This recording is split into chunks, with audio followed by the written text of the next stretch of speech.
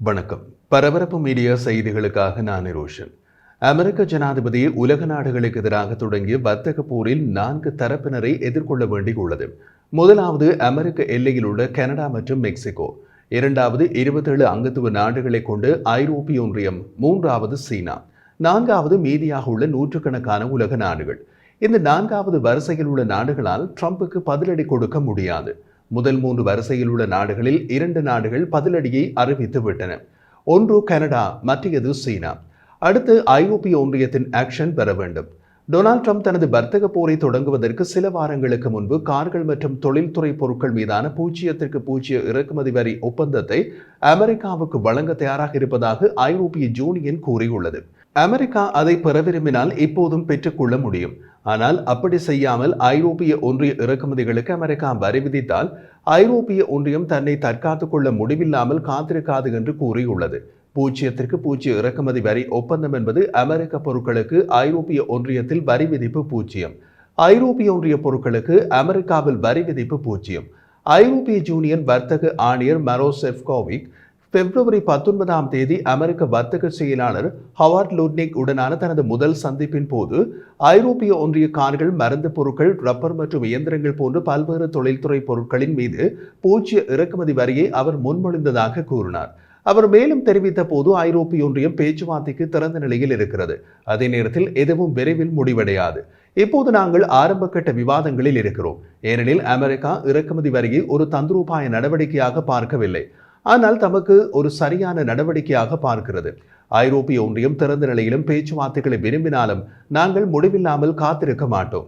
பதிலடி வரி விதிப்பு உட்பட பழிவாங்கும் எதிர் நடவடிக்கைகளை ஐரோப்பிய ஒன்றியம் எடுக்கும் என்று அவர் கூறினார். ஐரோப்பிய கமிஷனின் தலைவர் உர்சுலா வான் டெர் லேயனும் ஐரோப்பிய ஒன்றியம் தொழில்துறை பொருட்களுக்கு 0% இறக்குமதி வரியை வழங்கியதாகவும் அந்த சலுகை மேசையில் இருப்பதாகவும் கூறினார். இருப்பினும் திங்கட்கிழமை மாலை ஒரு செய்தியாளர் கூட்டத்தில் ட்ரம்ப் இந்த வாய்ப்பில் ஆர்வம் காட்டவில்லை. 0% இறக்குமதி வரி நடக்கப் போவதில்லை என்று அவர் செய்தியாளர்களிடம் கூறினார். அவர் மேலும் கூறிய போது, ஐரோப்பிய ஒன்றியம் எங்களுக்கு மிகவும் மோசமாக உள்ளது. அவர்கள் எங்களிடமிருந்து தங்கள் எரிசக்தியை வாங்க வேண்டும், ஏனென்றால் அவர்களுக்கு அது தேவை. அவர்கள் அதை எங்களிடமிருந்து வாங்கலாம். ஒரே வாரத்தில் $350 பில்லியன் நாங்கள் பெறலாம் என்றார். ட்ரம்பின் இந்த கூற்றின் அர்த்தம் ஐரோப்பிய ஒன்றியத்தின் அனைத்து எரிசக்தியையும் அமெரிக்காவிடமிருந்து வாங்க வேண்டும். இதில் எண்ணெய் மற்றும் எரிவாயு அடங்குகிறது. ஐரோப்பிய ஒன்றிய வர்த்தக ஆணையர் மேலும் தெரிவித்த போது, விரிவடைந்து வரும் வர்த்தக போரை எவ்வாறு கையாள்வது என்பது குறித்த பதட்டங்களின் அடையாளமாக டொனால்ட் ட்ரம்பின் இறக்குமதி வரிக்கு எதிரான பதிலடியில் இருந்து ஐரோப்பிய யூனியன் அமெரிக்கா விஸ்கிக்கு விலக்கு அளிக்க வாய்ப்புள்ளது என்று கூறினார். கடந்த வாரம் அறிவிக்கப்பட்ட எஃகு மற்றும் அலுமினியம் மீதான ட்ரம்பின் இறக்குமதி வரிக்கு பதிலடி கொடுக்கும் விதமாக சாத்தியமான பதிலடியின் முதல் சுற்றுக்கு ஐரோப்பிய ஒன்றிய உறுப்பு நாடுகள் நாளை புதன்கிழமை வாக்களிக்கின்றன. ஏப்ரல் 15 முதல் நடைமுறைக்கு வரவிருக்கும் இறக்குமதி வரியில் அமெரிக்காவின் ஹார்ட்லி டேவிட்சன் மோட்டார் பைக்குகள், ஆரஞ்சு ஜூஸ் மற்றும் ஜீன்ஸ் போன்ற 6 பில்லியன் மதிப்புள்ள அமெரிக்க பொருட்களுக்கு ஐரோப்பிய யூனியன் வரி விதிப்பு உண்டு. பிரெஞ்சு வைன், ஷாம்பெயின் மற்றும் மதுபானங்கள் மீது 200% இறக்குமதி வரையை ட்ரம்ப் மிரட்டியதை அடுத்து சில நாடுகள், குறிப்பாக பிரான்ஸ் மற்றும் அயர்லாந்து, பட்டியலில் இருந்து அமெரிக்க விஸ்கியை நீக்க வேண்டும் என்று வற்புறுத்தி வருகின்றன. காரணம், பிரான்ஸ் அமெரிக்காவுக்கு வைன் ஏற்றுமதி செய்ய அயர்லாந்து விஸ்கி ஏற்றுமதி செய்கிறது.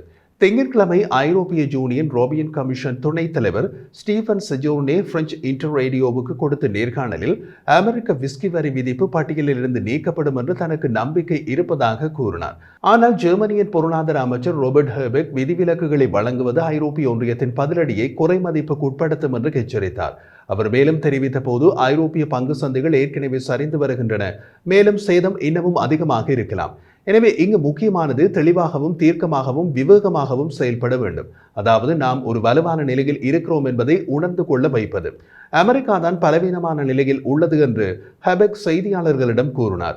ஐரோப்பிய ஒன்றியம் என்று பார்க்காமல் ஒவ்வொரு நாட்டையும் தனித்தனியாக கணக்கிட்டால் இங்கே சிவப்பு வைன், அங்கு விஸ்கி, மற்றொரு நாட்டில் பிஸ்தா, ஒவ்வொன்றிலும் விலக்கு கொடுக்க வேண்டி இருக்கும். அது வலுவான பதிலடி அல்ல என்றார். இத்தாலியின் துணை பிரதமர் ஆண்டோனியோ தஜானி பேச்சுவார்த்தைக்கு அதிக நேரத்தை உருவாக்குவதற்காக ஐரோப்பிய ஒன்றியம் அமெரிக்காவுக்கு எதிரான எதிர் இறக்குமதி வரியை நடைமுறைப்படுத்துவதை ஏப்ரல் 30 வரை ஒத்திவைக்க முடியும் என்று பரிந்துரைத்தார். அதே நேரத்தில் ஐரோப்பிய ஒன்றிய கூட்டத்தை சிக்கலில் வைக்கும் எண்ணம் இத்தாலிக்கு இல்லை என்று தெரிவித்தார்.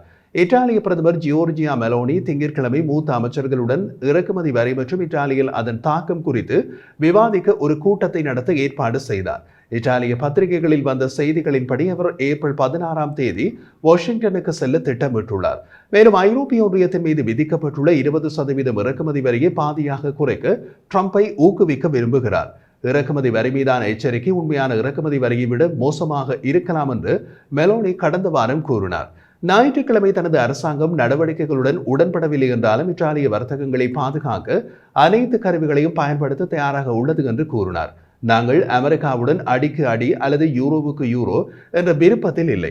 நாங்கள் அமெரிக்காவால் கட்டாயப்படுத்தப்படுவதால் இதை செய்வோம். இருப்பினும் அமெரிக்காவுடன் பேச்சுவார்த்தை நடத்தி பலனளிக்கும் பரஸ்பர சாதகமான வர்த்தக உறவுக்கு வருவோம் என்று நாங்கள் இன்னமும் நம்புகிறோம் என்றார். திங்கட்கிழமை லக்சம்பர்கில் நடந்த ஐரோப்பிய ஒன்றிய அமைச்சர்களின் கூட்டத்தில் அமெரிக்க தொழில்நுட்ப நிறுவனங்களை எவ்வாறு நடத்துவது என்பது குறித்தும் வேறுபாடுகள் வெளிப்பட்டன. ஏனெனில் ஐரோப்பிய ஒன்றியம் அமெரிக்க பொருட்களை இலக்காக கொள்ளக்கூடிய வரம்புகளுக்குள் இயங்குகிறது. திட்டமிடப்பட்ட எதிர் இறக்குமதி வரையில் சோயா பீன்ஸ் மற்றும் நுகர்வோர் பொருட்கள் போன்ற எளிதில் மாற்றக்கூடிய அமெரிக்க தயாரிப்புகளே இலக்கு வைக்கப்பட்டுள்ளன. மாற்றீடு செய்ய கடினமான பொருட்கள் இலக்கு வைக்கப்படவில்லை. உதாரணமாக திரவமாக்கப்பட்ட இயற்கை எரிவாயு. ஐரோப்பிய ஒன்றியம் ரஷ்ய எரிவாயுவை மாற்றீடு செய்வதற்கு அமெரிக்க திரவ எரிவாயுவில் பகுதியாக தங்கியிருக்கிறது. மீதி திரவ எரிவாயு மத்திய கிழக்கிலிருந்து வருகிறது. அமெரிக்காவுக்குள் ஐரோப்பியர்கள் முதலீடு செய்வதை நிறுத்த வேண்டும் என்று அழைப்பு விடுத்த பிரான்ஸ் பதிலடி கொடுக்கும் போது எதுவும் மேசைக்கு வெளியே இருக்கக்கூடாது என்று கூறியுள்ளது. வர்த்தகத்துக்கான பிரெஞ்சு பிரதிநிதி லாரன்ட் செயின்ட் மார்டின் திங்கட்கிழமை அமெரிக்க பொருட்கள் அல்லது சேவைகள் மீதான எந்த விதிவிலக்கும் இருக்க முடியாது என்றார். ஐரோப்பிய ஒன்றியம் மிகவும் ஆக்ரோஷமாக இருக்க வேண்டும் என்பதே பிரான்சின் நிலைப்பாடு என்றார். அவர் மேலும் கூறிய போது, எங்கள் இறுதி இலக்கு ஒரே மாதிரியாக இருக்க வேண்டும். முதலில் பேச்சுவார்த்தை நடத்துவது.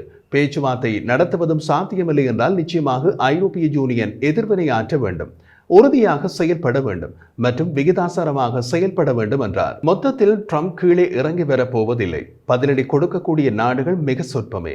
மீதி நாடுகள் தம்மிடம் உள்ள எதையாவது கொடுத்து வரி விதிப்பில் சலுகை கேட்டால் கிடைக்கும். உதாரணமாக ரஷ்ய மலிவு எண்ணெய் வாங்கும் நாடுகள் அதைவிட 45% அதிக விலையுள்ள எண்ணெய் வாங்க வேண்டும். அது அவர்களின் நாட்டில் எரிபொருளின் விலையை கணிசமாக அதிகரிக்கும். ட்ரம்பின் நண்பனும் இல்லை, எதிரியும் இல்லை, நமது நலனை முக்கியமானது என்ற கொள்கை அமெரிக்காவுக்கு வெளியே உள்ள பலரை அவர்களது சொந்த நாடுகளிலேயே கதிகலங்க வைக்கும். இது அமெரிக்க ஆதரவு தென் அமெரிக்க கரீபியன் நாடுகளில் மிக பெரிதாக எதிரொலிக்கும்.